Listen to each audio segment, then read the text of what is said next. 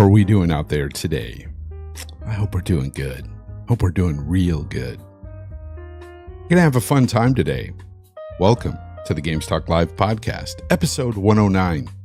I'm here, Jay Fonz, along with my co-host, Hargeet I. Welcome, Hargeet. Hey, how's it going? We had a podcast a little bit a couple of days ago, right? Yeah, we just had one 2 days ago, man. How's it feel to be back so soon? Whatever. I'm used to it. I'm in podcasts like every day these days. So. I know. I, you know what? I had to choose a guy for my co-host that's on everybody's podcast daily. Like it's a thing. Like it's crazy. No, I chose you because I love your takes. Even when I don't agree with you, you're a logical person. You think about stuff before you say it, and I appreciate that. So, how's your week been, or how's your couple of days been? Good enough. We have a long weekend, so that's cool, right? We get an extra day off. That's nice. Otherwise, it's just been normal, work and then all the fun. There's been quite a bit of, I guess, like turmoil of all the aftermath. People for all the people who had predictions, and are now being, I guess, I don't know. We'll talk about it. We'll get into that stuff. But what have you been playing? I haven't been playing much. My thumb's been hurt, so I've been kind of like not being like too much on the gaming there. But I mean, the only thing I had played was Pal World. I haven't even turned it on for a bit. I'll see if I can get back to it soon enough. Yeah. It's like getting turf toe, I guess, the equivalent to a gamer, right? I remember back in the day when I was really young, starting out with gaming and stuff.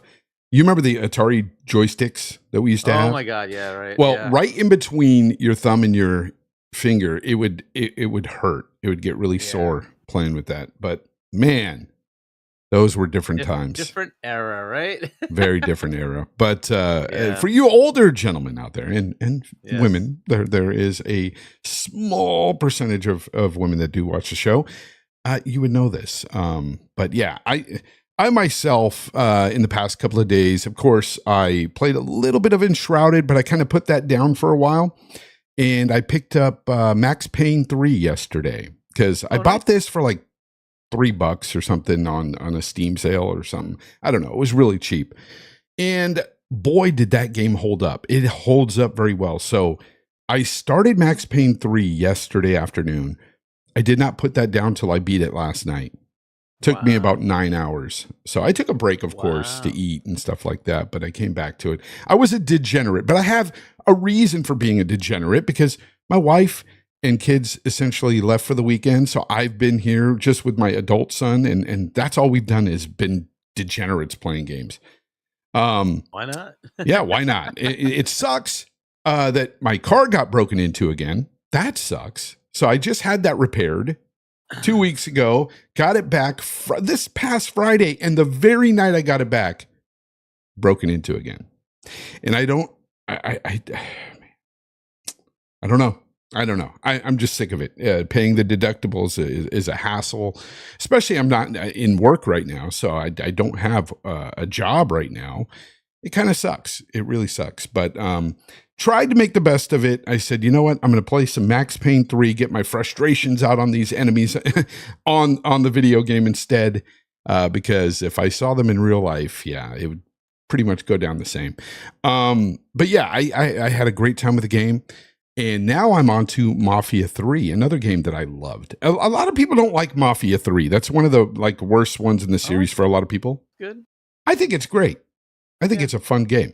I love Lincoln Clay. I think he's a badass protagonist. You feel like a badass when you're playing as him.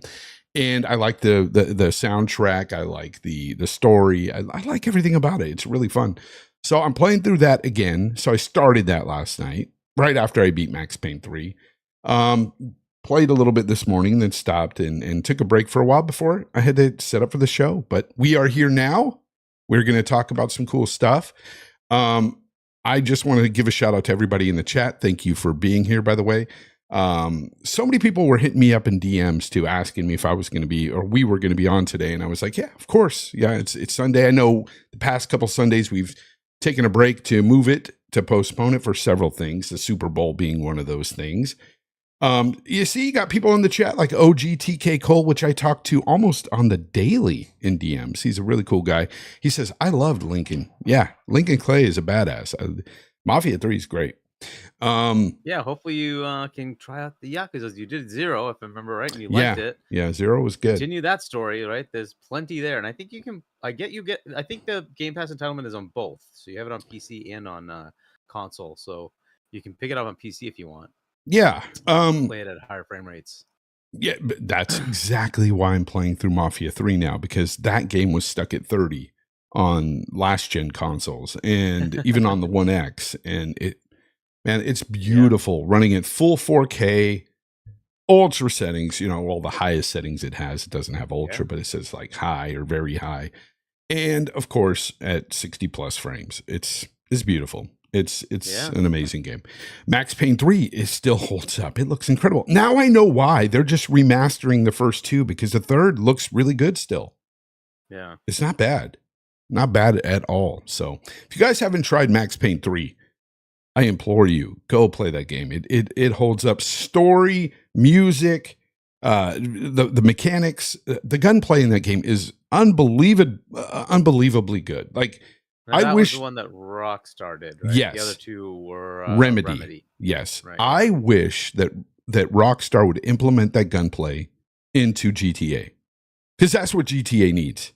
I bet you there's a mod on PC that does that. Nah, probably. There's a mod for everything, man. You can, and oh boy, is there mods for everything. Yeah, too much sometimes. Like, I'm like, really? Did you need to go that far? Yeah, it's crazy. Biff Rinaldi, thank you for the member for 14 months. He says, glad to be back. Took a couple of weeks off YouTube to avoid all the third-party drama. Well, you're going to get it today, buddy. Biff Rinaldi wasn't about to play into all that nonsense. Yeah, no, we're going to talk about some of that nonsense. Not really to a degree where we're believing certain things or whatever, but we're going to give you the lowdown on what we feel on stuff.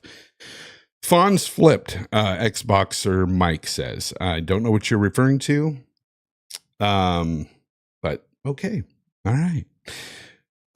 So maybe he thinks I flipped to a PC, and I kind of did. I'll be honest. I kind of did, guys. I'm not going to lie to you.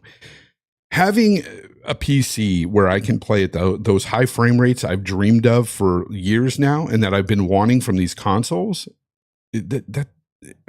come on, like, why wouldn't I? Why wouldn't I play my games there? Xbox has an app there, people. It sucks, but it has an app. Because that app does suck, Hargeet. Yeah, it does. I wish they'd bring the UI. Like I've been saying, I want them to marry the two. Yeah. You get the best of both worlds. It sounds like they're working on something, but they kind of need to just do that.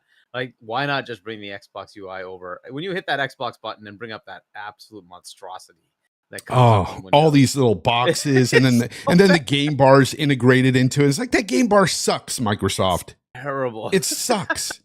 We just want the experience of the console app. Exactly. Just bring up the same thing I get when I hit the Xbox button on the Xbox, right? I just get that little, pane there. It has all the things I need, and that's perfect. That's like it's a simple thing. Just bring it over. Why is that such a big deal? Right, it's a constant. Like, it also makes it consistent between the two, and you're not like thrown like, where's the party stuff? Like, what's going on here? It just feels the same, right? It's nice and simple. I don't know why they don't just do it. It's so easy. Come on, like I don't know why they haven't done that yet.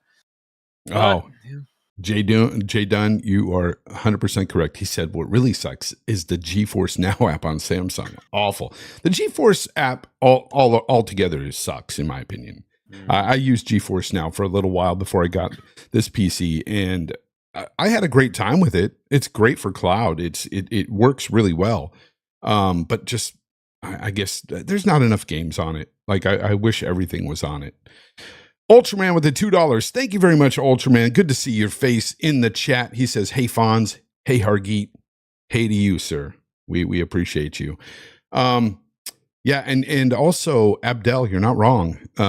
He says ROG Ally is his PC, and that, there you go. You know what? A lot of people are using these new handhelds as their PC because they work great. The PC. Yep. They're great. They're awesome little handhelds. If you're into that, I'm not into handhelds. for video games, but a lot of people are. But you can get the there's a power adapter. It's an official ROG there's a dock. power adapter that has the HDMI and USB, so you can plug it into your TV.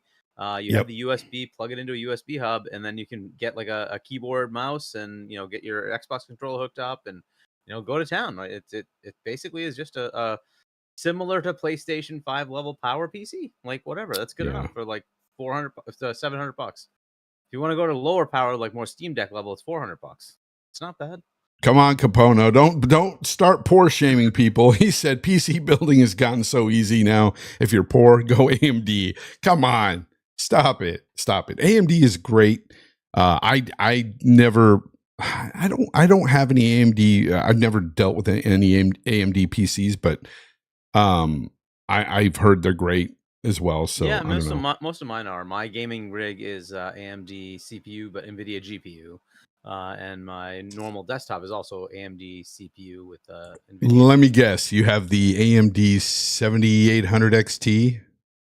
X3D for the gaming? X3D. Yes, X3D for the gaming. That's like the best CPU you can buy. Yeah, it is. Well, I think actually the one that's in yours now is because it was the Intel that came in afterwards. Is it the 149K? It's 15900. I think that's the one that's in that one. So I think that's the one that's now the best. I still think I still think the 3D 7800 X3D is still the top. I think the benches are starting to push towards that one now. But they're both neck and neck. It's it doesn't matter. We're sitting here talking about semantics when honestly at the end of the day, both your rig and my rig are powerful. Very, very, very good. We won't have to upgrade for years, even though you'll probably upgrade as soon as 5090 I still am comes questioning out. what the 5090 is going to bring me. Right? Yeah. I mean, like, we get like pretty much path traced at 100 plus frames. That's good enough. I don't know what else I really need. Right? It's like okay, maybe the 5090 offers something new. We'll see. Maybe it's got like some AI fun or something like that. We'll see if that's, I don't know. It's all just icing on the cake now, just whatever. Like it's exactly. We've gotten to a level where it's like, I don't know if I need more. What am I going to do with more? Facts. But again, maybe they'll wow us with something. We'll see. Right. Teja or Teja, I don't know how you say your name. I'm sorry. We're going to get into all that later on. We have that as a topic as well. But first, let's get into the aftermath of all this that went down on the Xbox. I almost said PlayStation. The Xbox podcast on Thursday. We talked about it right after the show. But since then, a lot has been discussed, and there has been a lot of, like you said at the beginning of the show, turmoil. People are at each other's throats over it, and it's like, I don't know what to do here because honestly, for me, like we've learned a few things, and then there's things that I get that we don't know, and we knew going in it was going to be a fluff piece. We knew it wasn't going to really explain everything to us. But the things we did kind of come away with was right now they're starting with 4 games going to PlayStation and Nintendo. We don't know exactly what the games are, although we can heavily speculate that they are. What are those games? Sea of Thieves, Hi-Fi Rush, Grounded, Pentiment. and Pentiment. Again, rumors, and I am not like gonna go with any of it until they confirm. Yeah. And I don't know that all of them are going to PlayStation or Switch or what, right? So until they tell me, I have no idea because we just went through this rigmarole of all this rumor mill stuff. What we did get that was 100% true is they are going third party with some of their exclusives. That absolutely happened. And, those rumors did turn out to be correct, right? It's just a what and when, we don't know. And we also don't know if there was pushback based on us saying, what, Star Gears? Are you kidding me? No, right? And so maybe they were thinking about it. Maybe it was just on the table and they're like, maybe we're not really sure we're going to do it. But like, I'm sure we solidified it by saying, hell no. Right. And we'll never know that. We'll never know if the public outcry had anything to do with them walking something back or if they even walked anything back to begin with. We will never know those answers. But here's the thing. Talking about those 4 games, it's also brought up another discussion, and it's something I've been thinking about as well. So if we're talking Sea of Thieves, let's just go with Sea of Thieves first. I could see them building an audience elsewhere. Like because that's what they're trying to do essentially with some of these gas games. They want to grow them and they want to continue them. So putting it out on like Nintendo is great. Do you think that PlayStation will adopt something like a Sea of Thieves? Do you think that they will be a fan of that game? I mean, normally you would think no. Helldivers is doing okay, right? It's not doing. Oh, it's Helldivers is doing amazing. It's doing okay. Well, look, concurrent players versus sales, right? So tell me it sold 10 million copies. That's doing well. Has it sold 10 million concurrent copies? but concurrent sales. I mean, concurrent players is huge. Is all nice, but again, concurrent players will fall off, right? Concurrent players for Pal World, how much was that? Yeah, but you Millions, had to buy into Helldivers. Helldiver, I mean, Pal World, you didn't have to buy if you had Game Pass. But the concurrent players numbers were all Steam numbers, so that means you bought it. You had to buy Pal World to get the concurrent. Yeah, and that's what I'm talking about. The Steam numbers for Helldivers were 330,000 something. And Pal World was in the millions. Again, yeah, I know, but and it sold. Was it like 8 million or something copies on Steam? Something ridiculous, 12 million copies. So okay, but again, we don't know how much this sold. What I last heard was it was 1 million split between the two. PlayStation and Steam. That's not a lot of sales. Well, we'll get into Helldivers in a little bit. Let's continue with Sea of Thieves first. Let's talk about Sea of Thieves. So the reason I bring that up is like Helldivers is getting engagement, right? Which is cool. Would that mean that it's going to be a large enough engagement to make it worth it on PlayStation? I think it does have more applicability on Switch. I do think I think so potentially too. more there. Yeah, but as far as PlayStation gamers in general, they don't do that. For this one, they did a little bit at least. So is that an indication that they might do that? Like if I see that Helldivers sold like 5-6 million copies on PlayStation, that's a healthy indicator that they're gonna buy multiplayer games. Okay. If their own game only sells 1 million, then no, it's just not. It's not because. Look, that game is eclipsed 35 million players, right? Sea of Thieves. Yeah. So if you're looking to go beyond that, you're looking for big chunks. You're not looking for 10,000 players because then there's no point, right? So you're looking at millions. So if for Helldivers 2, if it doesn't eclipse like 4 or 5 million sales, I don't know. I don't see it being a big deal there. Could it be on Switch? Sure. And that's where I think there's much more of a partnership there. That we keep like a lot of industry analysts keep talking about PlayStation because of the animosity between them. You really should think about the partnership that Phil has had with Nintendo and say, this is a good platform for them, right? So it's portable. It's not something that they do well, right? That's Xbox, right? But Nintendo does it extremely well. And they have 140 million of them out there. And they're likely to eclipse even the PS2, right? So to be the top selling console of all time. If that is a good platform for them to put games on where people could be attracted to the ecosystem and say, hey, you know what? Why don't you try Grounded, which is a pretty good game. I don't know we're moving to another game, but a pretty good game that could be useful on a Switch. It's a very kid-friendly game. Yeah, it's the same type of game as Sea of Thieves, really. It's a gas game. It's live service. So it makes sense to bring it up. And Sea of Thieves is also kind of kid-friendly. It's not exactly ridiculously gory or anything like that. It's very cartoony, right? Yep. So you have those kind of elements, and so it's a good. To me, it's a good potential on Switch. I think it attracts a different customer set, and they've been trying to build that partnership. So I think that's where it might be more. I don't know platforms they're going on. I don't know what games they're going on. But if it was me, that's what I'd be focusing on. The PlayStation ports. You're actually better off bringing games that are more mature over there. Exactly. Right? So, that's why I wanted to discuss this, because I look at games like Hi-Fi Rush and Pentiment, and I'm going, what kind of test are you really doing if you're putting those games on PlayStation? Because I don't see those as being big sellers on PlayStation. Yeah, I mean, Pentiment, it didn't. That's a hard sell anywhere. It's a hard sell anywhere. Exactly. It's a very niche game. But it is a mature game. It is definitely a mature game. Yeah. So that one could make more sense on PlayStation. But again, I don't know how many people will play it. It's a very odd game. I played and finished it. It's a crazy story. but I don't think a lot of people are going to be in it. So it's going to be a very small sales. The other 3 games make a lot more sense to me to be on Switch. I mean, Hi-Fi Rush is just it's very kid friendly. It's very focused on that. It could do well on PlayStation, but I think it'll do pretty well on Switch. It's the Switch, I think. Yeah. Yeah, and Grounded, and to your point, Sea of Thieves. I think they're very good options on Switch. Will they bring to the PlayStation? Maybe, but again, I don't know if they'll do well there. There's this 2 possibilities. One is the animosity thing is like, I won't buy an Xbox game. To hell with that. The other could be, no, I want to support the Xbox game, so they bring more. Right? So we'll see what happens. Right? And this is just for a small core part of their community. Right? The rest of the people are really, it's just casual players. And will they care about this game or not? I don't know. I think Sea of Thieves survived and thrived because of Game Pass. It was the first big Microsoft game to go direct day and date in Game Pass. It survived because of Game Pass, and then it had the chance to grow its legs to actually put content in there and make it more appealing.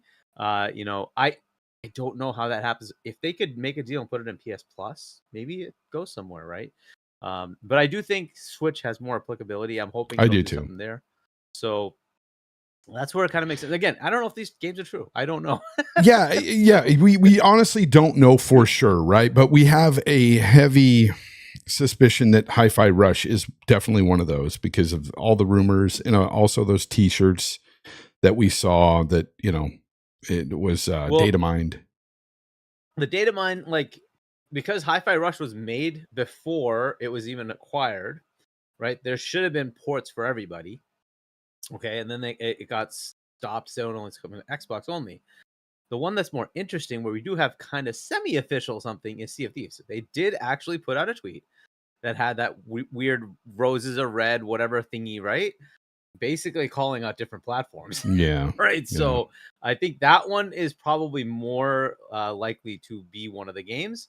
Hi-Fi Rush having a PlayStation port does not surprise me, or a Switch port does not surprise me. Why was Pentiment even thrown up at all? I don't know. Yeah, I don't know where that came from. It's so weird. I don't know the applicability as to how much it would actually sell. Because look, you have to spend money to actually make a port, right? Oh, for sure. And that game was fully developed under Xbox. Xbox greenlit it and said, yes, go ahead, make your little passion project game. And so at least that's what I understand. So if that's the case, then they would have to actually pay for a port to another console. I don't know what the applicability is there. I don't know. I mean, to me, that game, it is much more PC than it is a console game. It's a very point and click adventure game. So it has more applicability on PC than it does on consoles. I don't know. It's a kind of an odd one that you would decide to bring over as a test. Yeah, I mean, all of them really that we were thinking about and talking about to the PlayStation in general seems like odd choices to really test out, because I don't see them being really big sellers on that platform. It's almost like a conversation I was having last night. I was on Luca's show with Slow-Mo Backslap and Luca and Death Singer and stuff last night, and we were talking about something. It was about games. Certain Japanese developers don't really put games out on Xbox because they don't traditionally sell well there. And that's the reasoning mainly. It's because if you look at a lot of the Japanese, like the JRPGs and stuff, they sell such a small percentage compared to like Sony's platform. They sell way better on the PlayStation than they do, because a lot of people have that, basically these consoles get a stigma about them over the generations, over the years.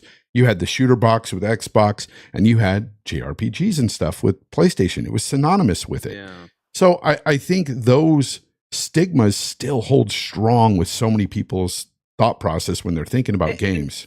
Phil mentioned that. He said that, the problem they run into is, if you're an average player or a studio development person, or you're a developer in a studio, when you go to like a store to see games, you don't see Xbox. You only see Nintendo and PlayStation when you're in Japan. You just don't see Xbox. Yeah. And so it's never in your head that, oh yeah, that's a platform. And he wanted to switch that around to say, no, we are a platform, right? And that is a major uphill battle for them, right? They'll have to figure that out. Yep. So that's absolutely true, right? They just don't see it. So it then becomes you have to go out there and make the relationships and make the publisher relationships, the development studio relationships to say, no, we do exist. Here's our market, right? And we'd love you to be here too, right? And we can also help you, like for instance with Pocket Pair, we can actually help you make the game and put it in Game Pass, right? And that gives you an option, and you get Pal World, right? So there's definitely potentials there, but yeah, that is the problem, right? If you don't see it, it's just not in your head. You're like, oh, this is a thing, I didn't even know that, right? Yeah. So that's just something that they have to work through. Yeah, no, it definitely is, and it's just funny that they picked those 4 games. If again, that is we true, don't know that. If it is true, we're to speculating. me, the better game, even though it's a crap game, is Redfall. It's a far more applicable game to put on PlayStation than Pentiment, right? I just don't know where the applicability is, right? So if they can fix up Redfall to make it a better game than when it was at launch, right? And say, hey, we're relaunching this, and we fixed a lot of the horrendous AI and actually made it more useful. They've been fixing it over time. It's gotten a little bit better, right? But if they could do that, then maybe that's what they put out there, because at least that seems more reasonable that somebody might want to play that. But I don't know. I just don't know what they're like. Why Pentiment? I just don't, because I don't think it's going to sell. I just don't think it's going to sell. I don't either. But how many people bought Returnal? Returnal's an exclusive, and I think it barely reached 1 million, right, on PlayStation. Like, I just don't see that being a huge thing. Pentiment, what's it going to sell? Like 10,000 copies, if they're lucky. Like, I don't know. That's why again, it's like this whole test that people are throwing around. It's like, okay, so if they sell a few thousand or maybe even 100,000 copies of Pentiment, like, what is that really going to tell you? Nothing. Like, it doesn't give you a gauge of how well a AAA game from your studios is going to do over there. It doesn't give you anything. It's kind of weird. It's just a weird one for me. And maybe you have to go further back, and maybe there's something else in the backlog that makes more sense. For sure. But I Pentiment. Like, yeah. BT Maverick 707, thank you very much for the $10. He says, with PC outside of frame rates is all the missing textures that the console players don't get to see the beautiful detail. Fonz, how are you liking Steam Next? How are you liking Steam Next Festival? Steam Next Fest? Oh, is that like the new sale or something that's going on right now? Appreciate both you guys, he says. Thank you. There's always something with Steam. And honestly, like, I haven't looked at it recently to see, because I bought some stuff during the winter sale. I think I spent a total of like $14, but I got like a few games, and I've got enough in my backlog now to play, so I don't need to go looking for anything else. Thank you. But I appreciate that. Another thing too I wanted to discuss here is they did say that Game Pass is remaining untouched for now. They didn't come out and say it like that, but we were worried that they were going to change it. They didn't change anything. So far, it's still the same. You get all the games day and date. However, there's still some people out there trying to argue what Sarah said. Now, she said that all Activision Blizzard games will be going into Game Pass. But people are saying she didn't specify day one, and that's been a point of contention with a lot of people saying, we still don't know if COD's going to go there day one. I'm pretty sure Matt Booty said that. That's what I thought I heard. But there's still people out there that are arguing that they didn't say Call of Duty day and date. And I'm like, come on. I'm pretty sure Matt Booty said that. Yeah. In fact, I think he's one of the big proponents of it staying that way. He wants to have day and date for that's what I thought I heard. But some people out there just argue to argue. But here's the thing I want to get into here regarding Game Pass. It kind of goes into another topic here, and this is the article you sent me today. And basically, the article it was called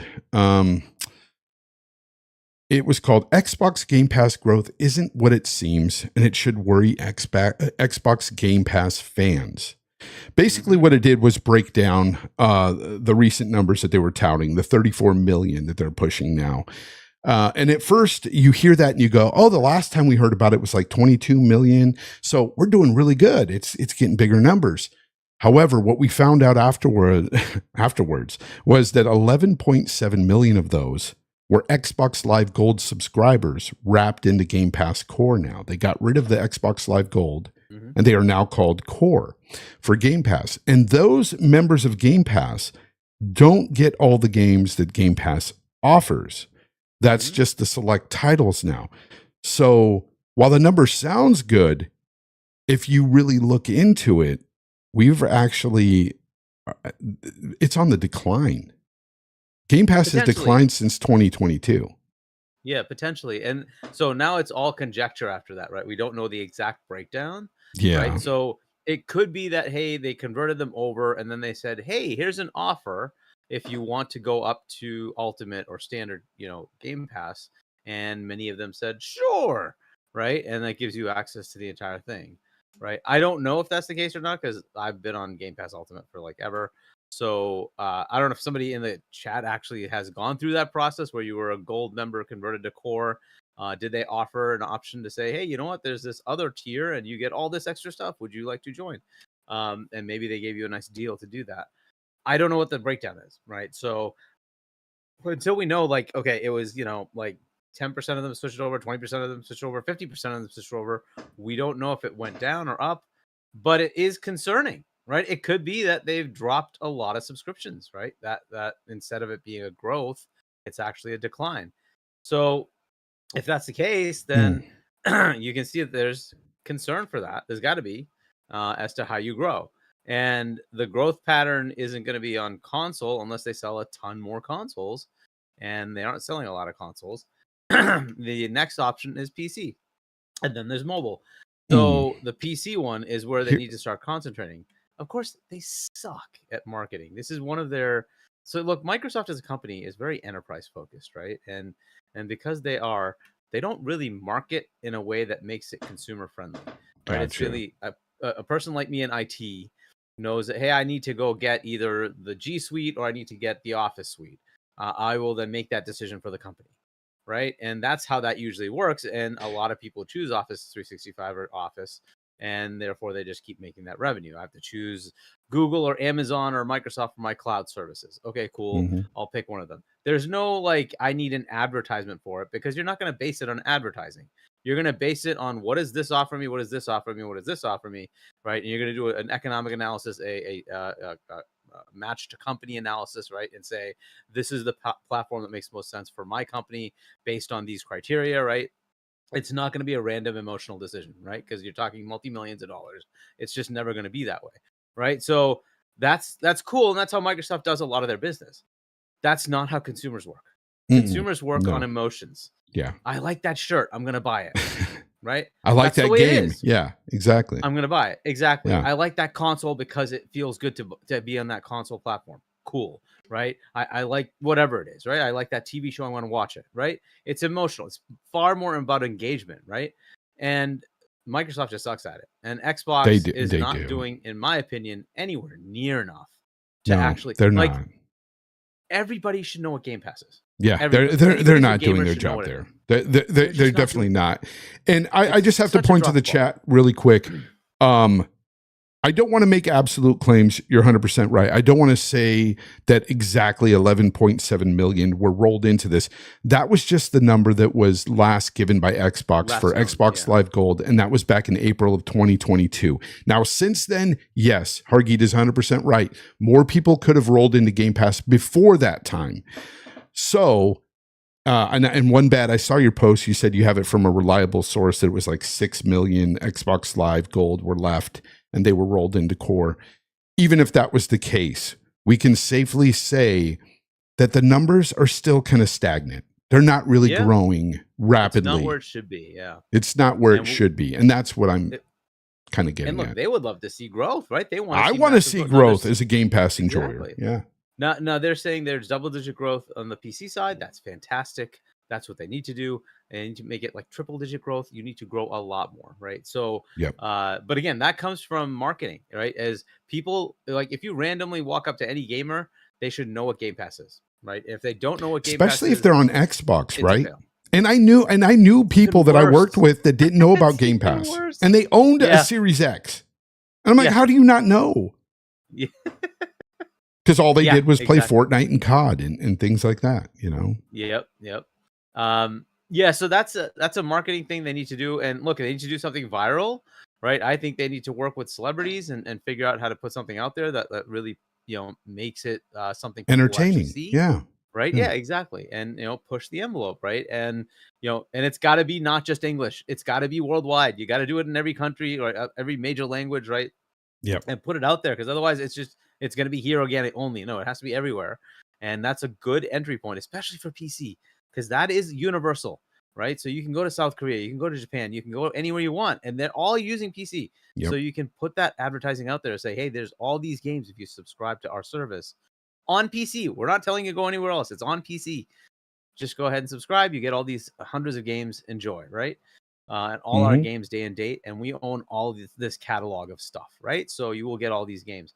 That it should be easy marketing. Well, it's not just the marketing. We also have to talk about having compelling games within the service that's desperately needed. And yes, we know some of those are coming, but that has been a problem. You have many months going in between, say, Starfield and the next big game.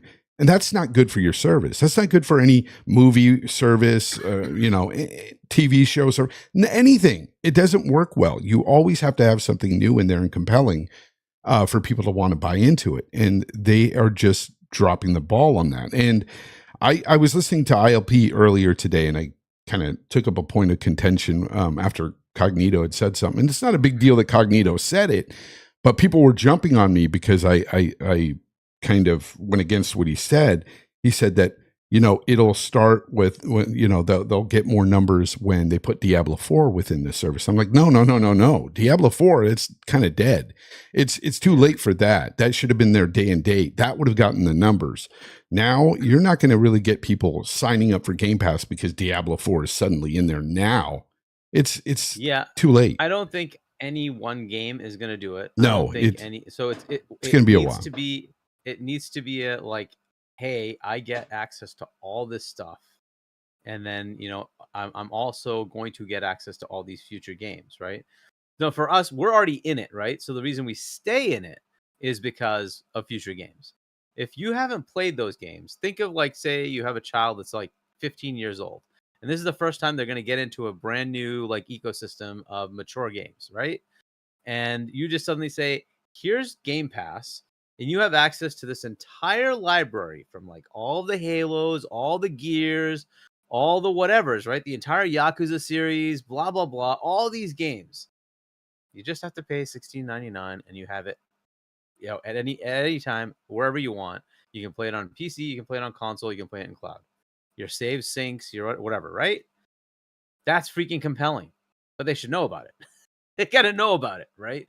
And that's the thing that's a fail, right? So yes, there are gamers like us that I've already played a lot of those. I still have a backlog, but I've already played a lot of those. I'm looking for the new games. Fair enough, right? To keep me there. But there's a whole bunch of other gamers who haven't played any of those.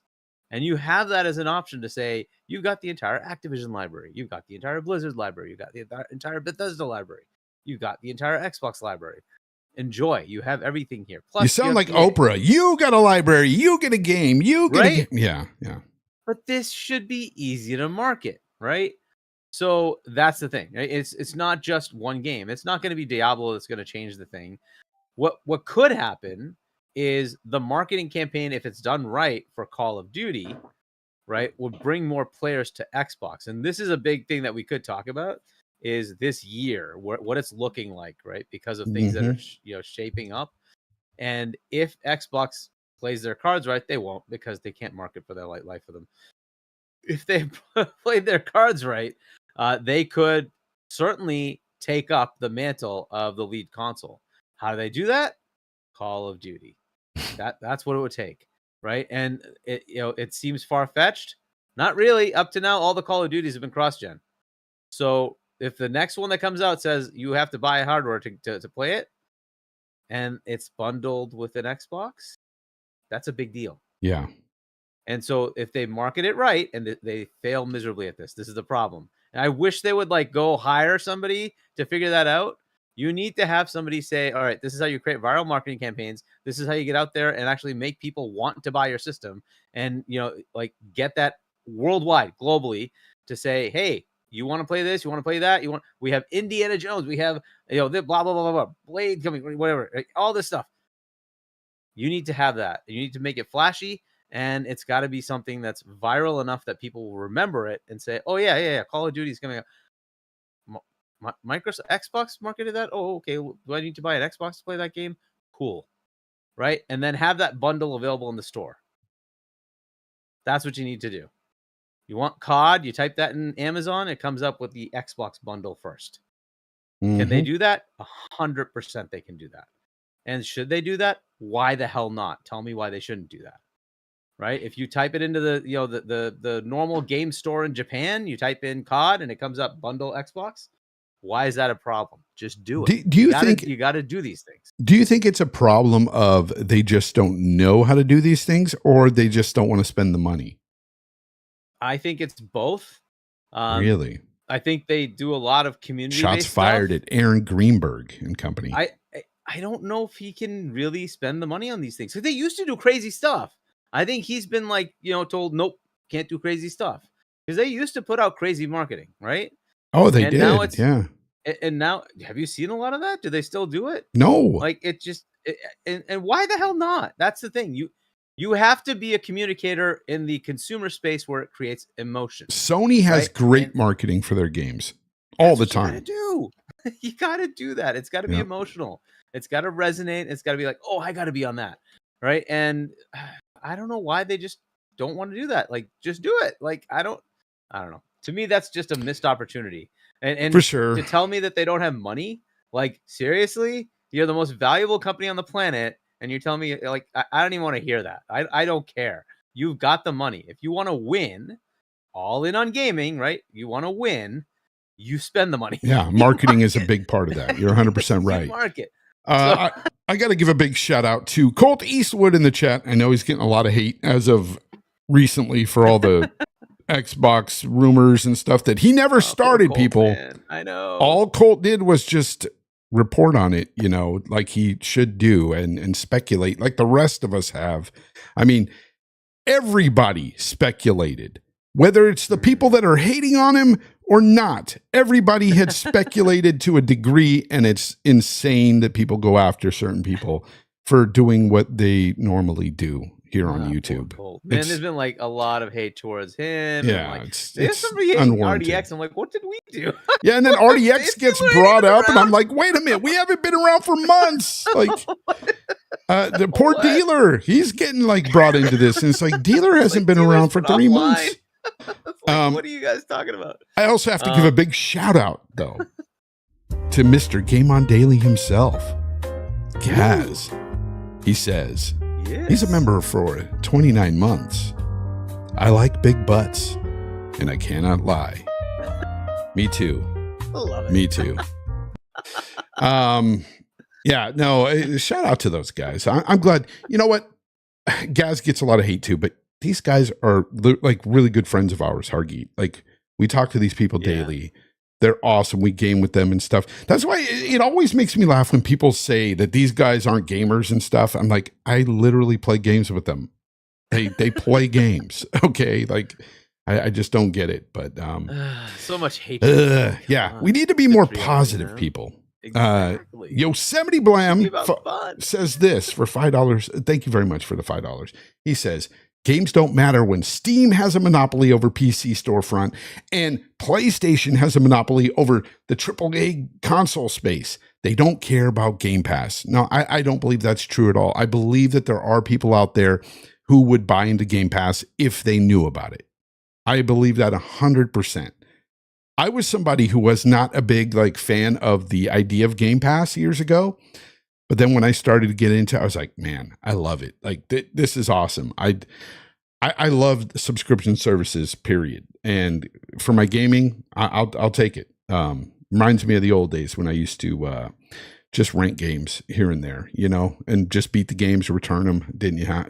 I'm not a big fan of It's not that I don't care about ownership of my games, but it doesn't bother me if I don't own everything. And if I play a game and I just, beat it, if it goes away forever after that, I don't like sit there and go, oh my God, I wish I could beat that again. I'm hardly a guy that does that. Like there's very few games out there that I will replay. Most of the time I just don't. Rachy with a $2. Thank you very much. Says bots talk about the brand, ponies talk about the IP. No, you got it wrong. Bots talk about the brand, ponies talk about other grown men. That is what it really comes down to, Rachy. That if you want to be honest, I got to be honest. Okay, that's how it goes. Yosemite Blam with the $10 super chat again. He says, you can't market stuff people already own. People are used to buying Blizzard games and COD. I'm a certified bean counter. What the software guy is saying makes me break keyboards over my forehead. What do you think about that, Hargeet? In what context? Like what the software guy is saying? Yeah, because he's saying, basically, he says you can't market stuff people already own. And I'm like, what? Maybe not market to those particular individuals, but you can definitely market to a new audience. Like there's always people out there. Is that what he's like trying to say? Though? Like, yeah, hey, I buy my games. I don't care about getting Game Pass. That's fair. That's fine. Oh, but you don't have to be the only customer, right? So, exactly. Exactly. There's hundreds of millions of customers on PC, like literally, right? Maybe near a billion. So to be able to capture any percent of that, like if they could get 30, 40 million customers, that's fantastic for them. Right. That's what they need to do. Right. So if you're not one of them, that's fine. But there are probably going to be plenty of others who are. Right. And that's really the thing. If they also add family plan, you now are adding such a broad capability for that family that it does make it pretty compelling. Right. And if you have a lot of kid friendly content plus mature content, plus PC stuff, plus whatever. Right. It just keeps adding up. Plus you can take it with you on cloud. There's a lot of capability there. There's another one where they're adding owned games, right? So you can buy a game and you can play that through the cloud. And that's something they should have had for a while, right? But that just adds to the compellingness of that offering, right? So I don't know why that would be a bad thing, right? So like a lot. I mean, how many people don't subscribe to one of these, video streaming services? Is there really anybody who doesn't?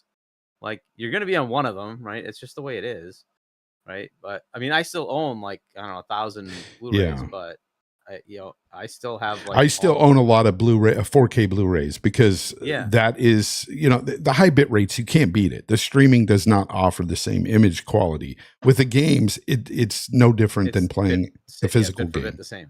Yeah, it's the bit rates are the same. That's it's literally bit for bit the same game. You're just downloading the same game, right? So that's kind of the difference here. So Game Pass makes a lot of sense to me. I don't see the negative here. No, but they have to market it right. And Yosemite, he goes on to say, what is the new audience? People who have been buying games forever, people have been watching movies forever, and they adopted subscription services. No, the new audience is, I don't know if you realize this, but we keep creating these things called human beings. They're kids, and they end up playing games. That's a new audience, right? There are people growing up all the time, right? So they will eventually get, into video games. That's just the way it is. So is there a new audience? Yes. We're not the only ones living. Always. There's always a new audience. Even adults, man. There's adults that fall into playing games, There was a time when my wife started playing games for a while, and she didn't play when she was younger. That's been an untapped area as well, which is now getting looked into is, women should be playing equally as much as men. Why not? Right. And that means making content that's more interesting to them. Sometimes it's fine. It's whatever we play. Sometimes it isn't, and that's just up to the industry to go figure out how to solve. Right?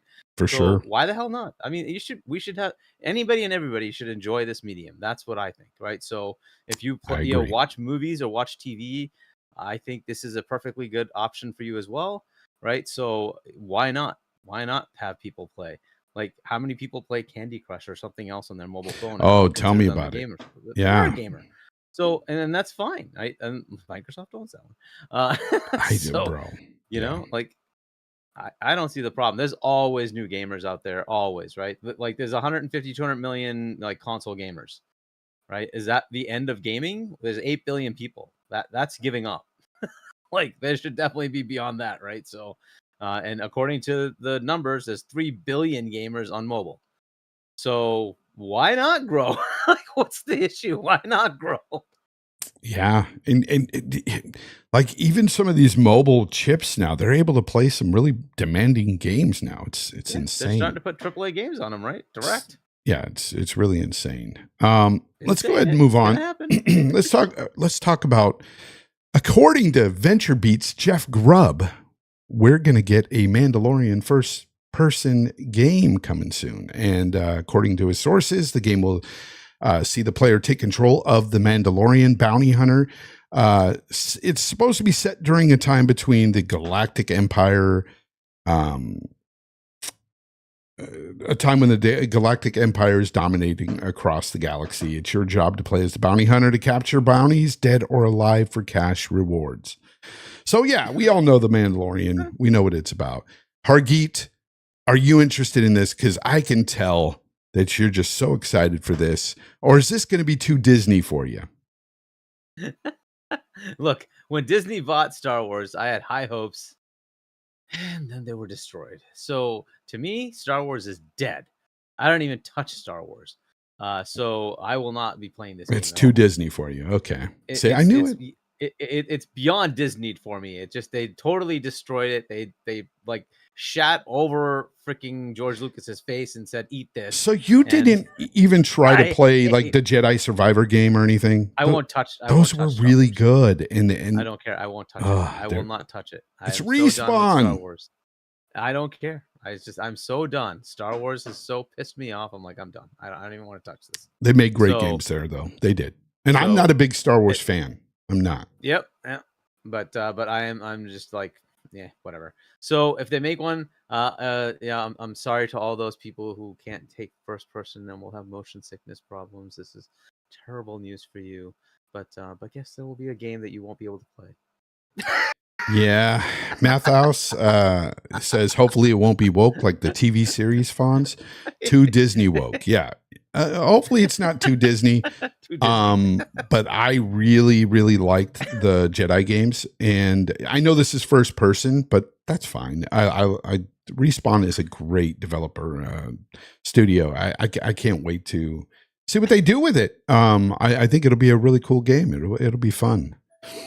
But aside from that, like, yeah, there's really not much we can go on there. They're making something. Hey. It was sorry, go ahead. Yeah. Now, go ahead. Yeah. So who was making this one now? Respawn. Yeah. Okay. They're pretty good, right? They're really good studio. So, Vince, I assume, is running it. So, or at least making this one as well. So, if he is, that's great. The only question is this kind of like too much, right? They keep making Star Wars games. Can they make something else? And I hope it's not like that Insomniac situation where it's like, it's because it's hurting your feelings that. Come on, get it right, because they're making a Disney game, and you're like, no, not another Disney game. Let's move on. Well, no, it's just I hope they're not being converted into a Marvel machine equivalent. Got right? you. So yeah, Jedi machine, Star Wars machine. Yeah. And Insomniac has other titles, and even the one they were potentially working on have been canceled now because they had to move those people over back to the Marvel games, and like so that. I hope that's not what happens with Respawn, right? They have Apex, which is making them a lot of money. So can they continue in that path and do something new there, right? I just hope they don't become just the Star Wars machine. And just waste Vince on that. Now I know he's supposed to be working on Battlefield as well, right? So if that has a resurgence because he's able to bring that to some good competitive level to COD, that's great. But I don't know what that looks like. I haven't heard of when that game is coming out. So, but I just hope it's not that. I hope Respawn doesn't become just a Star Wars machine and does actually do other stuff. So, can you not separate Star Wars the movies from Star Wars the games? No, because the IP's there. It will just remind me of what they've done to it, and I'll just get pissed off and like, no, I'm done. Yeah, I got you. Because even though I was never a huge fan, I did watch, of course, the original trilogy back when I was a kid and everything, and I loved those. But what they did with like episode 1 and those other ones, I was just like, I never liked them. I didn't care for them at all. I wasn't as bothered with 1, 2, and 3. They were like they were a little Jar Jar, off, man, but, Jar Jar, terrible. And Jar Jar was an annoying thing, but so were the Ewoks. So I would give them that. But at least I was a kid when the Ewoks thing was around, so it was different. Like 7 and 8, just like it ended it for me. I'm like, okay, I'm done. All right. 7 was bad. 8 was like, you're just not taking this seriously, and I'm out. Have a nice day. Gotcha. Well, this other game you might be interested in, it's coming to PC. That's right. Your favorite franchise, Horizon Forbidden West, the second installment is coming. Until Ghost of Tsushima, that was my favorite. The first one of those. Like Zero Dawn? Zero Dawn. Loved that game. So I didn't love it. I was okay with it, though. I liked it. It just, I didn't care for the story too much, but I liked the game overall. I had fun.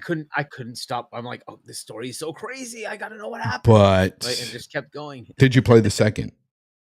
I have not even touched it because I don't have a PS5. You might love it. Who knows? But yeah. So I'm looking forward to it. I'm looking forward to the PC release. I actually will buy it. I will play it. I'm looking forward to it. I got a question for you though about this. Yeah. So is Sony just trying to kill the Horizon franchise every time they release it? Because they seem to always release the Horizon games around bigger games that overshadow it every time. With Horizon Zero Dawn, it was what was it? Zelda Breath of the Wild. And then when Horizon Forbidden West initially launched, it was against Elden Ring. This time, Hargeet, they are putting out the day before March 21st, the day before Dragon's Dogma 2. What are they doing at Sony? Out then, right? There was another game coming out on the 22nd. But yeah, Dragon's Dogma 2 is the big PlayStation one. Really game, big if hitter. I remember right. Yeah. It's just weird. 22nd. I'm just checking. Oh yeah, Rise of the Ronin. That's another one that's coming out on the 22nd. So they've got 2 games competing. That's stupid. Against their own game. That's so stupid. Yeah, I thought Rise of the Ronin was stupid to be dropped, on the 22nd as well, because that's Dragon's Dogma 2 day, and most PC players are going to be picking up Dragon's Dogma 2 over Horizon Forbidden West. That's just the way it is. Which is sad. It's sad. It's almost like Sony doesn't like it. It's like the redheaded, child. Pun intended, because hey, she is redheaded. The funny thing is their top selling game. You know what it is? What? Of all time, it's Horizon Zero Dawn. Yeah. Wait a minute. Wait. Top selling game. What are you talking about? The highest unit volume sales game is Horizon Zero You're talking about on the PlayStation 4? Just total sales. Total sales, PlayStation. Yeah. PlayStation maybe I don't know, but not Forbidden West, that's for sure. It beats out God of War. I mean that. Yeah. So that's pretty nuts, right? Even though it went up against those Titans, it still ended up selling pretty well, right? Well, it's their top selling game. Do you know what is the top crazy, isn't it? Most played game on PC from Sony? And it eclipses all of them combined. Helldivers 2. Yeah, Helldivers. 334,000 concurrent players. It peaked at 400 something. Oh, did it? So it already eclipsed all of their games sent to PC. Probably combined. Yeah. Yeah, probably combined. I wouldn't be surprised. It's doing very well on the Steam charts. Well, outside of Destiny, right?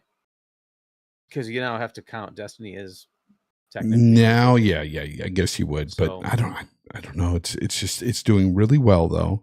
Yeah. Now it's doing really well in that it has concurrent players. I also have to see what are the sales and what are the revenues for it. It is a live game, so it does actually have. Shouldn't we already have like a first week of sales or something up? Like that should be a thing. The last I heard, it was 1 million across the 2 platforms. Really? That's it. So now I don't know if it's higher than that. Hopefully it is. I don't know, but that's the last thing I had heard. That was 6 days ago, so it's definitely higher. if it's I don't know what the number is now, right? So I hope it eclipses like 5-10 million, right? That would be good for them. and it would be a good start for that. Like Helldivers, out of all the ones that they showed in that showcase, was the one that looked the most useful because they actually showed us gameplay. But it looked pretty good, right? And like, okay, this could potentially be something. We have no idea what Concord is. We have no idea what Fair Games is. Marathon hasn't tested well. So we'll see what those do. But at least this one looked like it was going to be good, and it looks like it is good, right? That's awesome. I hope it continues, and I hope they kind of grow it, and they have the ability to keep it going. Live service games are not easy to keep live. That's always the problem, they're not. right? So we will see where they go with it. But fantastic! This is awesome that they finally have a good multiplayer but game. I guess a good multiplayer game. Yeah, exactly. Right. So this is great news for PlayStation, and I hope it just continues. And it showcased releasing both platforms at the same time. They had equal player bases on both. That, I mean, at least equal sales on both. Like, this is what you need to look at, right? If you don't do day and date after this, you're just being stupid. You really should just do day and date, because look, your marketing happens once. I think so. And you get the same amount of sales on PC.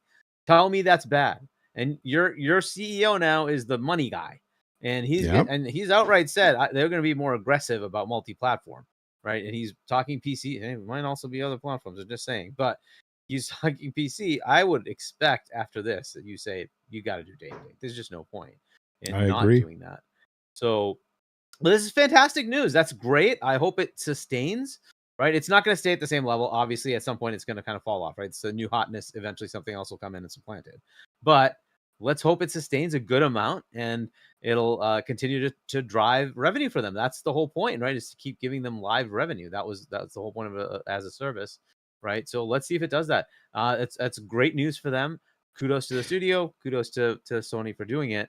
But again, I want to see it continue. That's an awesome thing, and I hope more players on the PlayStation side gravitate towards this kind of game. Co-op experiences, multiplayer experiences, that's a good thing. Like, move away from just the one genre of single, sad dad walking simulator.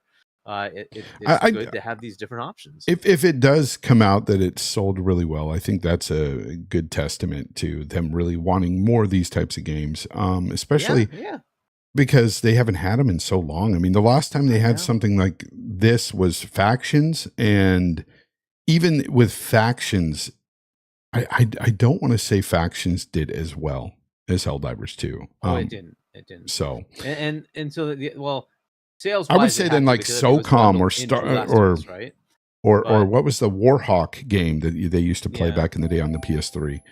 Those types of games I could see, them bringing back and having success, but it's weird that this Helldivers kind of came out of nowhere for me, because again, every time I've seen this, it always just looked kind of like a horde mode game.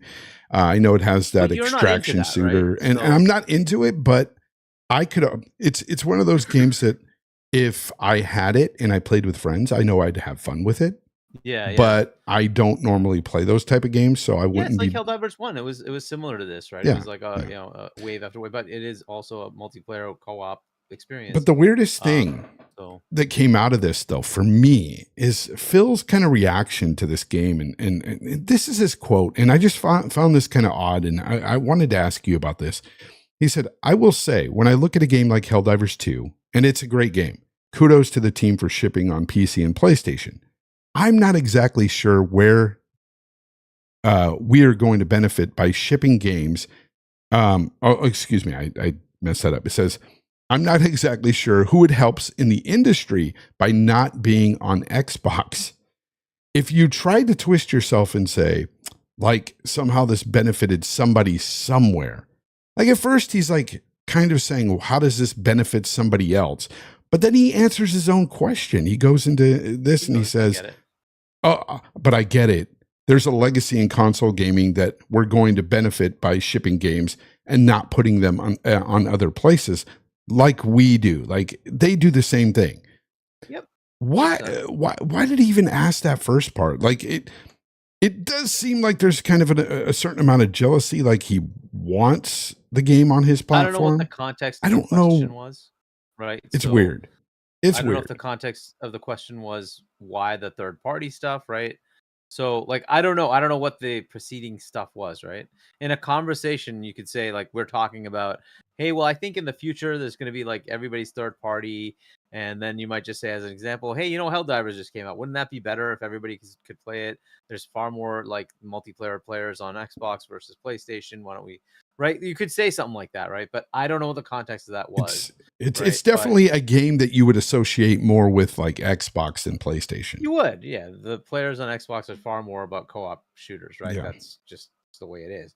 But that's not to say that PlayStation players couldn't pivot and shift over. That's a good thing if they do, right? So I'm hoping the game takes off. I hope they sell 15, 20 million copies. That's awesome, right? Yeah, but me too. We'll see where it goes. We'll see where it goes. Shogun Blades Z with $1.99 super chat here says, bots talk about brand, yet hang on Phil's nuts. Huh?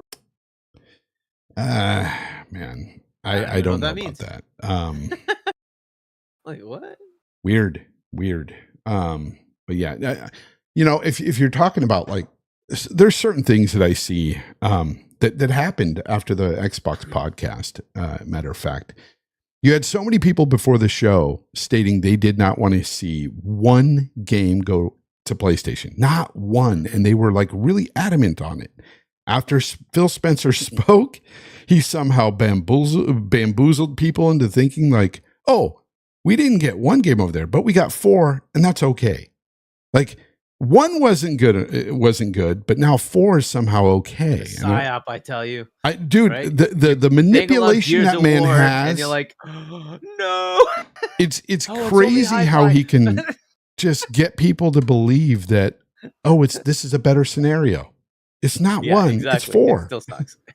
Yeah, it's weird, but but again, as I was saying before, like I'm okay with certain types of games, just like if it's like Grounded, like okay, that's a small game. It wasn't going to bring people over to Xbox. Fine, put that there. Pentiment. Again, I don't even know what the heck that's going to do on other consoles. But when you start getting to hi-fi, I'm like, I don't know about that. Why do we have to bring hi-fi? Like, why? But then some people were okay with, well, if hi-fi goes to the Nintendo Switch, I'm fine with it. I'm like, but that's another platform. So, I mean, to me, it's the same thing. Unless there's a quid pro quo. Are we getting something from Nintendo? I doubt it. I doubt you're going to get a Mario or anything like that. Or an Animal Crossing or something weird, something like that, right? I don't know. Yeah, no. Anything. I don't know. I doubt it. I really doubt it. Nintendo doesn't need to put their games on other platforms. Right? They don't need that. Nintendo does not need it. PlayStation's always talking about how they win the console war. They didn't win shit. Nintendo has won the console war. Nintendo is the winners because they don't put their stuff on PC. Yeah, come on, and they do really well. 140 million consoles sold. Like, yeah, you can't beat them. Nintendo's the GOAT. Even though I'm not a big fan of their games, they're just, if you really want to get technical. I mean, you played Wonder and liked it, right? That's no. There's certain games I'll dabble in with the family, and I'll say, this is pretty fun, for the time being or whatever. Yeah. Again, it's the same thing with like Helldivers 2. I know I can have fun with friends with it, but it's not really the game that I would gravitate to. I'm more of a single player gamer. So yeah. Of course, that's what it is. And speaking of Nintendo, so we're hearing the Switch 2 might be pushed back till 2025. Yeah. What's the deal with that, Hargeet? So what I think is there might be games that are, so it could be hardware just needs to get delayed. I doubt that's it though. I think it really is just games, and they want to have a launch lineup, and there's probably some games that need more time. It could be strategic with third parties as well, right? We don't know when GTA, for instance, comes out, and could they want to do some announcement with that? That's a possibility, right? So I mean, that's a stretch, but it might be a thing. It might be something they're looking to do.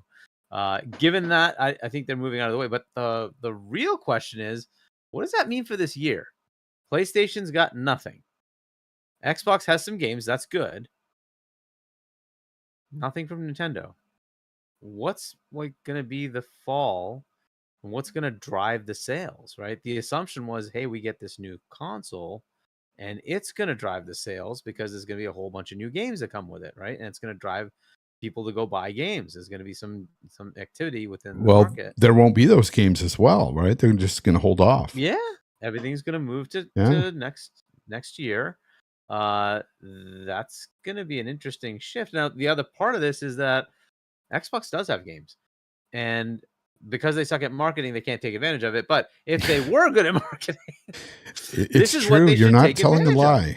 Yeah. Right? I mean, you take this as a big opportunity, smacking you in the face to say, both my competitors have jack shit, and I have games. And not to mention, I get to market the biggest game, Call of Duty, and I can have console bundles, and I can market the crap out of that worldwide and say, you have to buy a next-gen console to play the next Call of Duty. And oh, by the way, we have it bundled with our console, right? And you have a very nice deal with the Series S for those who don't want to spend a lot of money but just want to play COD at 120 frames, 1080p. Good enough. Here you go. You got it. Yeah. Right? So, again, if they market themselves correctly, they could just eat the market, right? Because 2024, it's essentially at this point, unless something else crazy happens, it's an Xbox year. There's just nothing else. PlayStation came out and said, we have no games. We're not going to have anything until next, April at the best. Right? So they've opened the whole roadmap for this year to say, take it.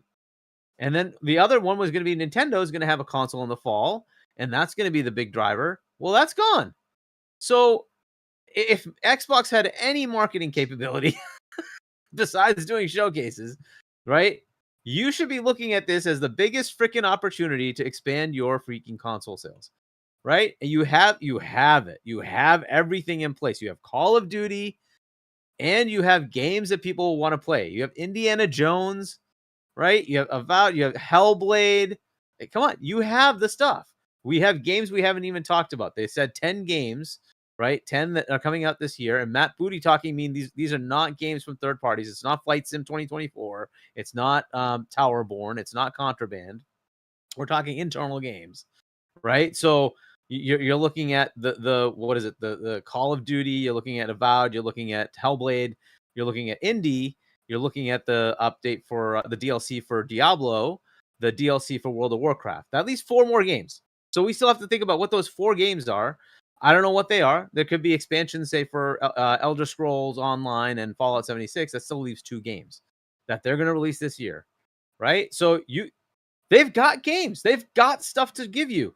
Okay, if they could market for anything, if they could just do any level of cool marketing, it's their year.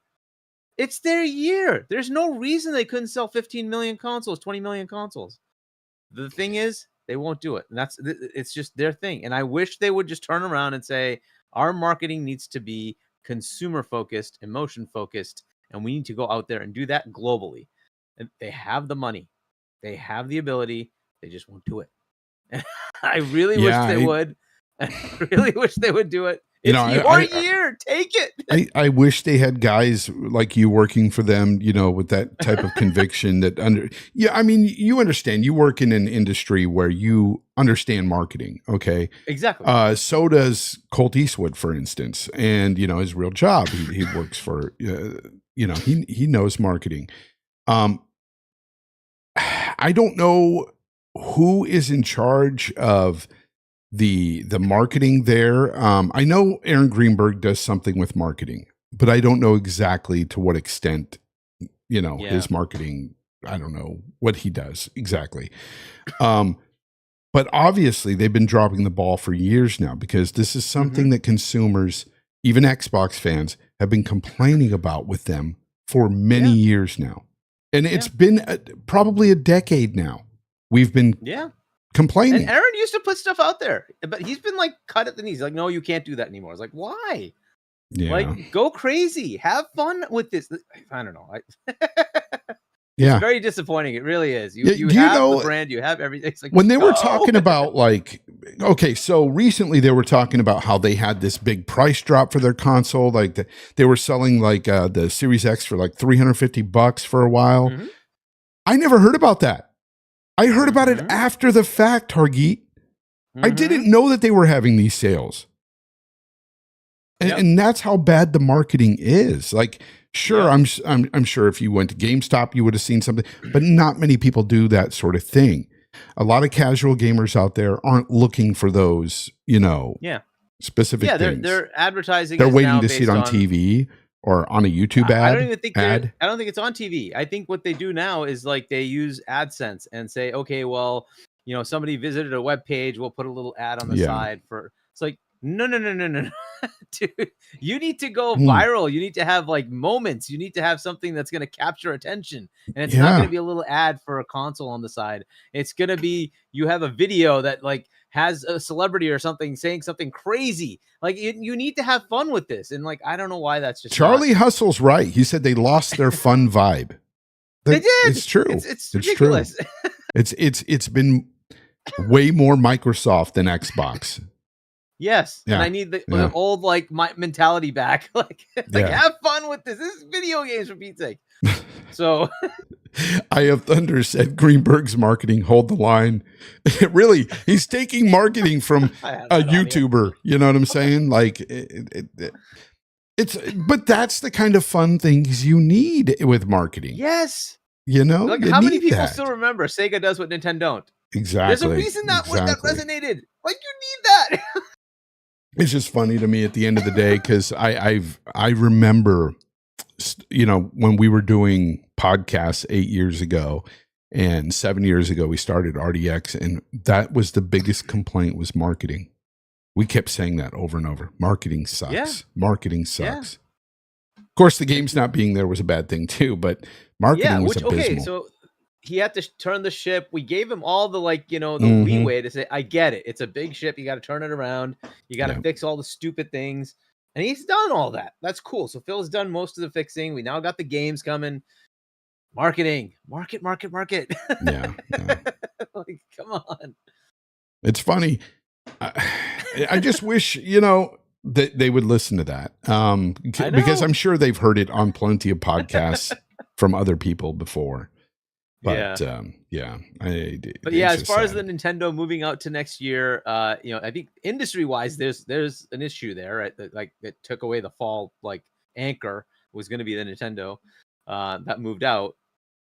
I don't know what they have to ship this year as far as games.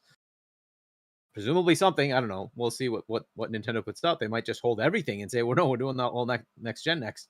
So it's going to be all next year. Well, wasn't supposed to be? Where's Metroid at? Where's the Metroid game they promised 20 years ago? I'm assuming that's going to be a launch title, right? That's got to be. And why not? That's a fantastic launch title, right? They have that 3D Mario.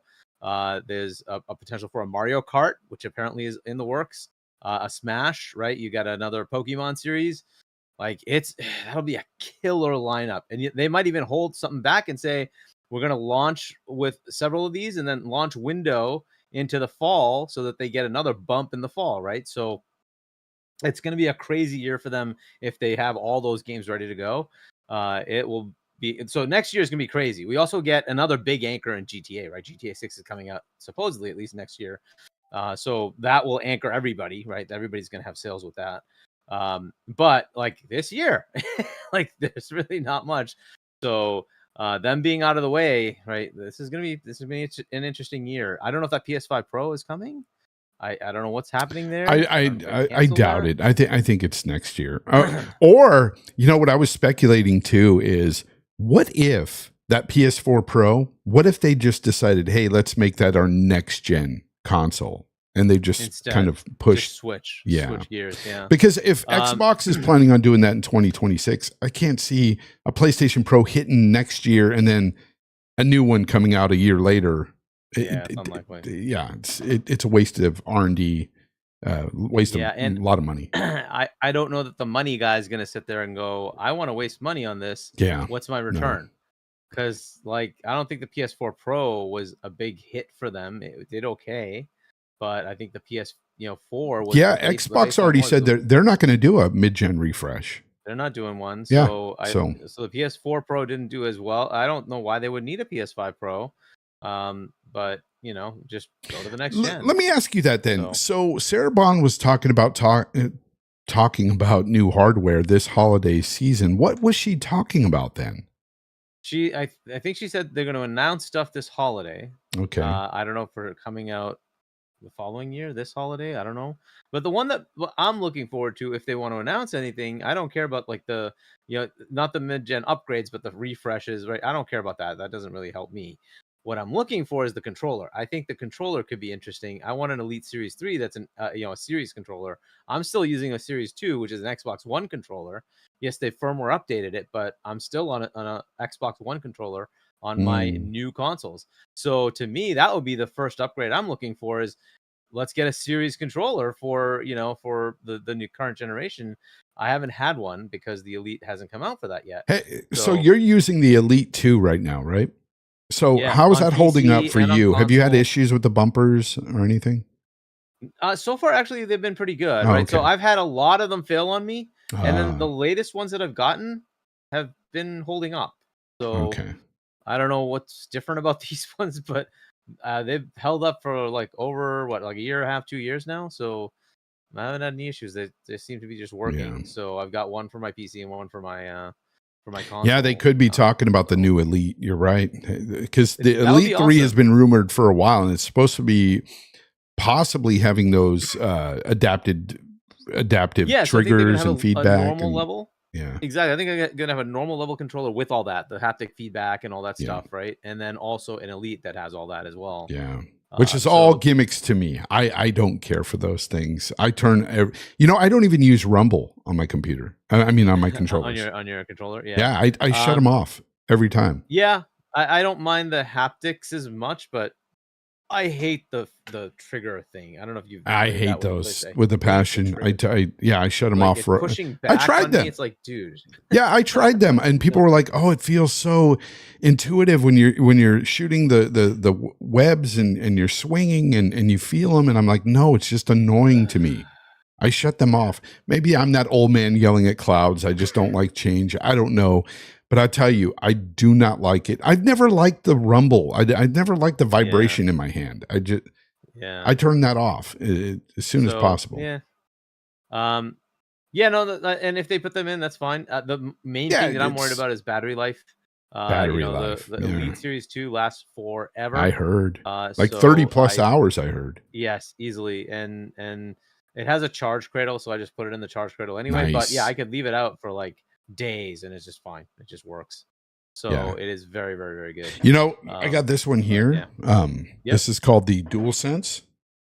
And I can leave this off the charger and I can go back to it after a few days. I might get like an hour or two on it and it just shuts down and it's awesome. It's awesome. It's why it's not my go-to when I play anything on computer.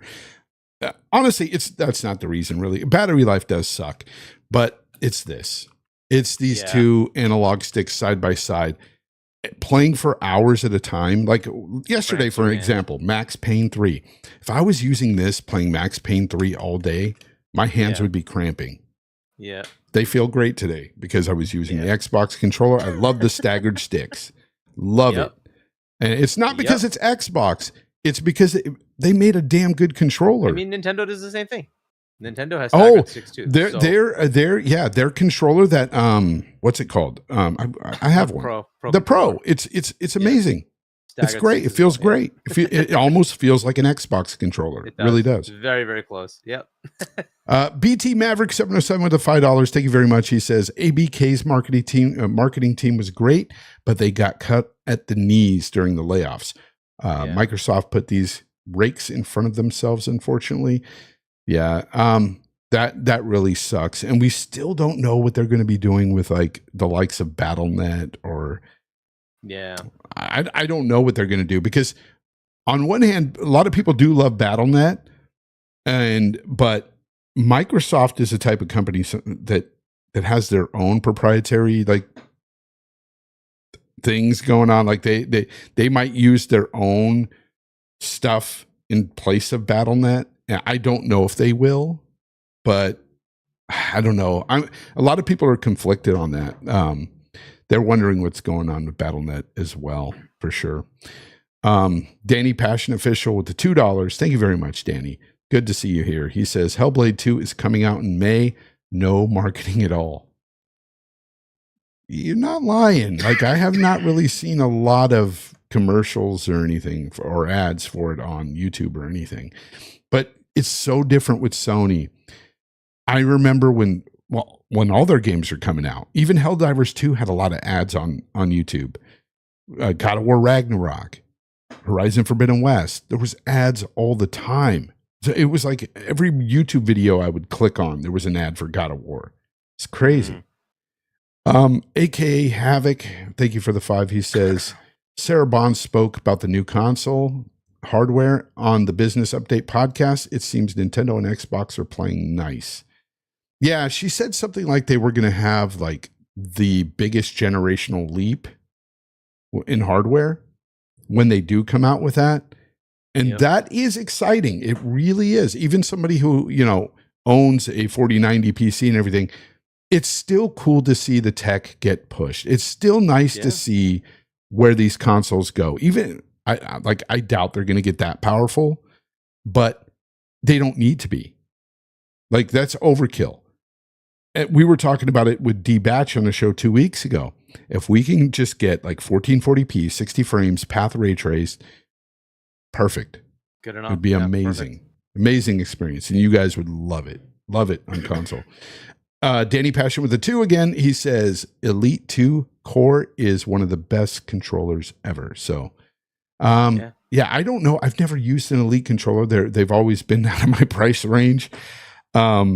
Again, I think over Christmas break, I bought a just regular controller, Xbox controller, and I gave it to my son because he needed a new one. I don't know why his controllers break all the time, but they do. So I bought him just a regular one, and that's all I ever use. I just use the regular ones. They're like $60 already. Like, I don't know. Those Elites are like what, $299? 30, I think, something like that. Only 130? Oh wow! I thought so. It was more. Yeah. I thought it was like $299. Series 2. Are there different levels to them? Yeah. Really? The different level is that you don't get all the extra paddles and stuff like that. Oh, okay. You can buy them separately if you want to. So you can buy them bundled together, or you can just buy the core itself. Oh, so it's got the battery life and the premium control. Yeah, exactly. All the rest of it's there. The real thing that you might not realize is the customizability. So both on PC and on Xbox, there's a accessories app where you can say, hey, for this game, I'm going to have it set to this config. And that way you can change everything the way it is, right? Yeah. And I do that for certain games. So it's very convenient. That's cool. Yeah, no, I didn't know that because I thought they were all just really expensive, well over $200, $250 or whatever. So I just never looked at this core. I never knew about it. Again, that marketing sucks over at Xbox because I've never heard of that. Gosh, marketing is terrible. Xbox fans, if you got anything to be upset about that marketing. Tell Xbox how you feel about it. Like, be real. Like, get on Twitter, at Phil, at Aaron, talk to them in DMs, do what you can. Tell them that, step up their marketing game. It's weak. It's really, really weak. And that's, honestly, it hurts your brand more than you think. Poor marketing is a brand killer. It just is. You would agree, Hargeet, that's one of the biggest things they can do for themselves to help. Yeah, it's the next big challenge they have, right? They have like pretty much fixed all the little things that they had as problems, right? But now they do need to get this marketing thing, right? The games need to come out. They actually need to come out, but they do have a roadmap of games at least, and it looks pretty good. They do need to actually market, though. That's the next big challenge, is to get people to know, right? Like, you don't want your Game Pass subs to go down. You want it to increase. You want it to increase substantially. And the way to do that is to get people to understand that it exists, especially in other countries and especially on PC. Like, there's no excuse. It's not like somebody has to go buy your hardware. They already have it. They already have a PC. This is really just telling them, hey, there's a value you can just have. Spend $10 a month, because it's not 17 for them. It's $10 a month. And you get all this stuff. Like, why not? Like, what are they doing? They should just do it. For sure. Danny Passion Official, thank you for the 2. He says Microsoft usually has the Elite Core for $100. That's great. That's not a bad price. Again, I didn't know about it.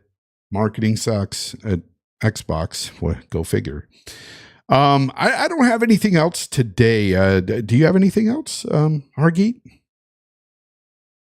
I think we covered all of our topics. I'm trying to go through the topic list and see if there's anything we missed here. Let's see. Got the. I mentioned the one with the that they are going to add for XCloud. They're going to add the ability to play. Oh yeah, go ahead. Yeah, talk about that. It's a simple update. It's right there. They're finally. So Phil said that they're going to have that this year, hopefully. But essentially, one of the things you run into is, let's say you're a Samsung TV customer, you don't have the box, right? So you know the Xbox. Let's say a game is just about to leave Game Pass, you go start playing it. It leaves Game Pass, you're out, you're done. But what if you just bought the game, right? So if you buy the game, that's something that now you will be able to continue to play, right? So what they're trying to do is bring your purchased library into XCloud so that whatever you own, you can also play that through XCloud. And that's to help those who are, there's an expanding amount of people who are still trying to play the cloud version.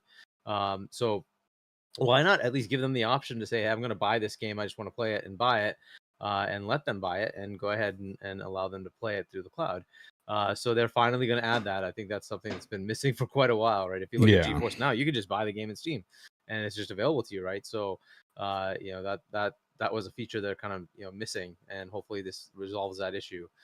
So your own library, you can actually play those games. So it's just a minor update. It's a good thing that hopefully will happen this year.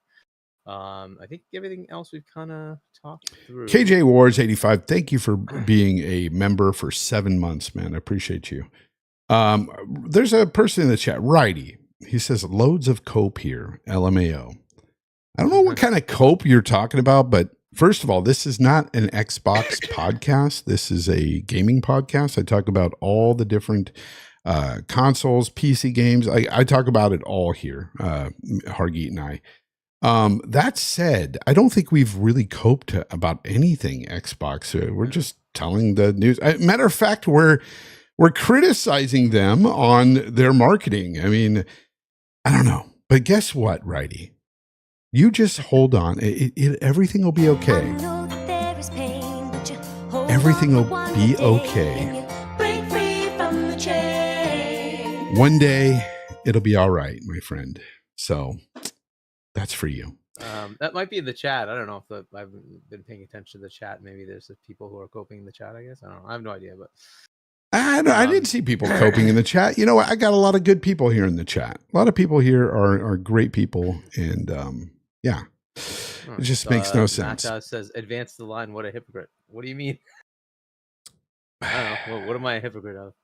Advance the line. Yeah, advance the line. Let's advance the marketing there, Xbox. Yeah. Let's do that. What's the hypocrisy? Danny Passion. I know this dude, I actually hung out with him. Yeah, really. Danny Passion official with the $2 says the controller is $95 everywhere right now. Wow, that's a good price. Yeah, check it out. Man, that's a good price. He's got the King David shirt on. He's like, cope some more and cry some more. I know that there is pain, but you hold on for one more day and you break free from the chains. Break free from the chains, people. Break free of that console war mentality. You'll be all right. You'll be all right. Anyways, That's it for today. We've talked about it all, Hargeet. We had a great time, you and I. The chat had a great time, and we will be back next Sunday, 3 p.m. West Coast time, 6 p.m. East Coast. Of course, right here on the Fonz Gaming channel. With that said, Hargeet, let everybody know where they can find you all week. Because you're everywhere. I know. So you can find me on Discord and on Xbox, Chani. That's my tag on both of them. And then I think the only one I'm on is really just Boom's podcast on Wednesday. So that'll be Wednesday at 7 p.m. US Eastern Time on Double Barrel Gaming. So check that out. And then back here on Sunday. So we'll see what happens in between. Oh, I think I actually am on Go Live this coming weekend. Hey, so that's Saturday, awesome. Go live with Gaz. Yeah, next Saturday with the Game On Daily crew on Go Live at 4 p.m. US Eastern Time. Check that out on the Game On Daily channel. Yeah. Well, with that said, I want to thank everybody for coming out today. Thank everybody for listening later. And until next time, game on.